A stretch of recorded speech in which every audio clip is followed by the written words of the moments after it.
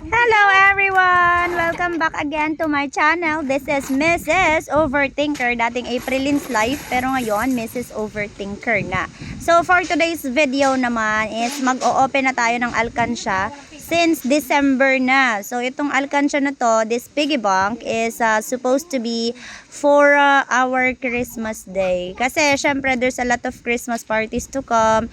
Many membership ba? Like Christmas parties in school, Christmas party of my family, Christmas party of the family of the other side or papa's side, Christmas party at church.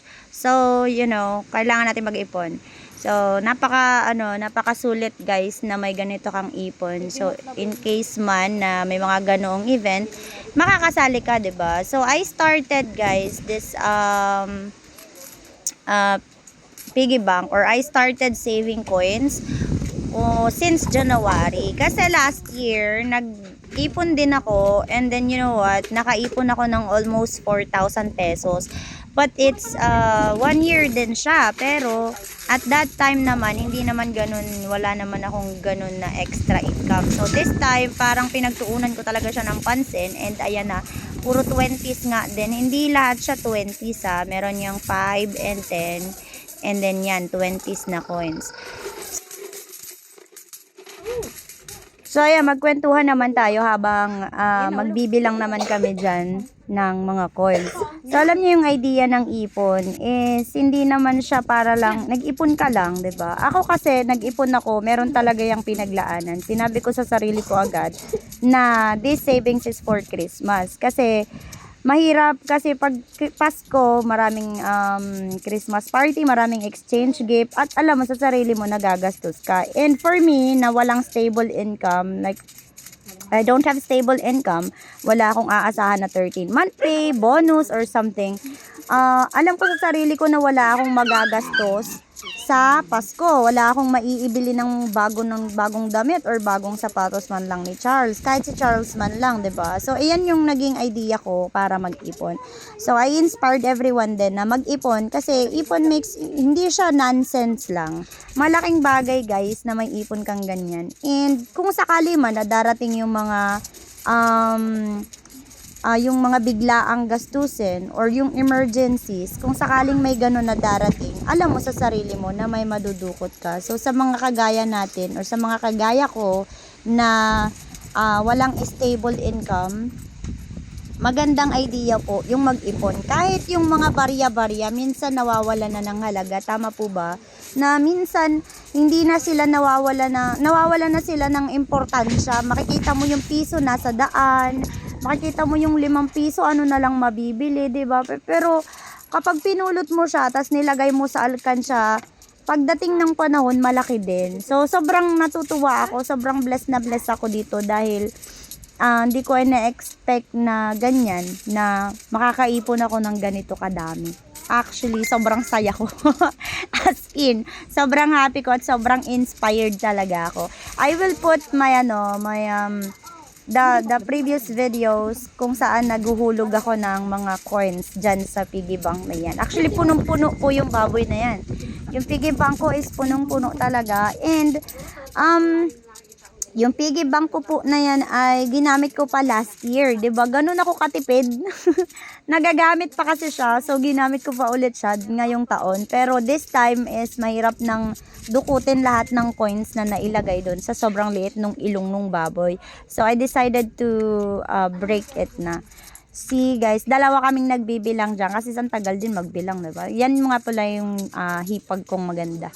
Dalawa lang kami sa loob ng room kasi pag may mga bata, tawag doon, mabuburiw-riw ka lang. Dito nga pala sa ipon na to is dito ko na rin kukunin yung pambili ng bagong damit ni Charles and sapatos and yung mga pang-exchange gift namin since para nga to sa Pasko. And ikaw ba, nakaranas ka na ba mag-ipon? Naranasan mo na ba na mag-ipon din? Tsaka para saan? Hindi naman to first time na nag-ipon ako. And hindi lang to yung nag-ipon ako para sa Pampasko. Nag-ipon na rin ako noon para naman dun sa property ko. And sobrang happy ko kasi worth it yung ginagawa ko. Worth it kasi alam kong may napupuntahan talaga siya. So, alam niyo masarap sa pakiramdam kapag nagbibilang ka na ng mga naipon mo. Well, this year, nagbago na yung yung habang binibilang ko to guys nagbago na yung mindset ko. Sabi ko next time hindi na barya yung iipunin ko. Next year, 2026, starting January, mag-iipon naman ako ng bills. 100 bills. Tingnan natin naman, yung parang challenge yourself kung kaya mo ba. Yung dati, di ba, nauso yung ipon challenge. Yung 5, 10, tapos 20, 50. Dapat meron ka lahat nun, hundreds, di ba? Hindi ko yan nagawa. Never ko nagawa kasi wala naman nga akong income. Wala rin stable income si Papa.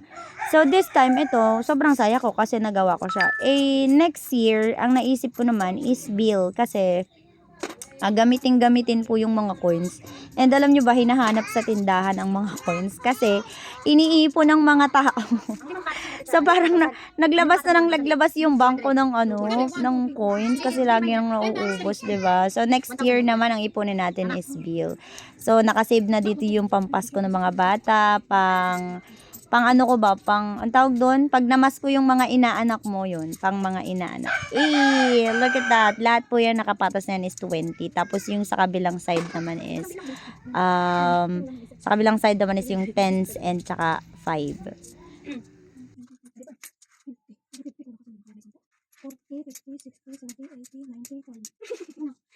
Bakit 95 bitin? So, each line is 1,000. So, 1, 2, 3, 4, 5, 6, 7, 8, 9,600. Each, 1, 2, 3, 4, 5, 6, 7, 8, 9. 9,600. Each one of this is 200 pesos. So, 600. This one is 100. 6, 7, 8, 9. 10,000. 7, 8, 9, 10,000. 10,300. 10. Are, 10,000. 10,300. Tapos 100 each. 50. 50. 4, 5, 6, 7, 8, 9. 1,000. 100, 200, 300, 400. 11, 4. Tapos 11,490. 11,490. 5. Okay. Hindi na masama. Kuha ng plastic. Ayun! So, sabi ko nga sa inyo, wala tayong stable na income, paulit-ulit tayo. So, isisigurado ko na yung pangpapasko ko sa mga inaanak ko. Bakit kasi kinuha nyo akong ninang? Ba't nyo kasi ako kinuhang ninang? Namumroblema tuloy ako. Joke lang, guys. Pinag-ipunan ko talaga yan para yung mga inaanak ko is hindi naman sila mabokya. So, itong mga to is lalagyan ko na po ng laman. Kasi, guys, bukuri po tayo. Tig 200 lang sila kasi hindi lang naman sila yung inaanak ko, 'di ba? Meron pa rin sa other side. And then, syempre baka may mamasko pa sa yung mga bata. So, bigyan natin sila tig 200 pesos. Quiet lang tayo, guys. Tig 200 pesos para sa 4 kong inaanak dito sa Salao. So, yung kay Papa, bahala na siya maglagay ng para sa kanya kasi inaanak niya yon. And papangalanan ko na rin kasi para hindi ako malito, 'di ba? So, hindi ko talaga sure kung sino pa ba yung inaanak ko na nawawala. Lost and found sa mga inaanak, pakiusap, huwag kayong magpakita sa akin. Huwag na kayong magpakita, please. So, ito, para kay parents. Ayan. Yung mga nawawala, yung hindi kasali dito, huwag na kayong magpakita, please. Wala na tayong budget, guys. Wala na talaga. So, ayan. Next one natin is, ang pangat nga pala ng sulat ko. Napansin nyo ba? Hayaan nyo ng pangat ang sulat ko. Di naman nila papansinin yung sulat dyan o yung pangalan nila. Ang papansinin nila dyan yung laman. Yung iba nga pala, may mga demanding mothers. Na-experience mo ba yon bilang ninong at ninang? Yung demanding yung nanay ng inaanak mo. Dahil nakita nila kung magkano binigay mo. Tapos nagreklamo si nanay or si tatay. Hala, ganyan lang bigay ng ninang mo. Ang kuripot naman. So, ayan. Next one natin. Kanina yung sunod, si Jaylee. Ayan. Maraming experience ang mga ninong at ninang kapag Pasko kasi may mga pagkakataon talaga na nagtatago si ninong. Naranasan nyo ba yon bilang inaanak? yung tinaguan kayo ng ninong nyo or tinaguan kayo ng ninang nyo. So this time, huwag nyong gawin yun. Kung naranasan yun, huwag nyong gawin yun. Bigyan nyo kahit konti. Pero kapag demanding si inaanak or si kumari mo, ay huwag mo nang papaskuhin. Diyos ko po. Sabihin mo, hindi naman ako legal. Ito isa para kay Nathaniel. So marami talaga dyan na hindi naman legal. Alam mo yon, yung hindi ka kasama sa birth certificate. Ninong at ninang ka lang sa words. Pero wala ka naman talaga sa birth certificate. Hingan nyo na ng requirements ngayon, mga bebe loves.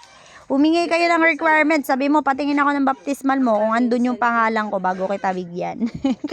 Kawawang bata, no? Joke lang po. Ano naman, Christmas is giving. Sharing is caring. So, Christmas is giving, kaya magbigay ka. Tapos, kahit hindi mo inaanak, pag may namasko, bigyan mo. So, para kay JJ. Ito, na-save ko na yung para sa 4 kong inaanak. Terrence, Jaylene, Nathaniel, and JJ. So, good luck sa inyo. Huwag kayong magreklamo. Bahala kayo sa buhay nyo. Godson, I don't know what you call it in English. Basta inaanak. So, usually every Christmas we do it. There are a special gift for your inaanak. So, I don't have anything much. I don't expect anything that will come to I receive or I will have before Christmas. So, I had to save this para di ako magulit. Gets nyo yun, mga guys. So, yun na yun. Thank you again for watching. Wait. Ipon is a good thing. Apo. Kasi it's like saving for future on whatever you need na yung pagkakagamitan mo. So, mas maganda kung mag-iipon ka na may reason. Bye!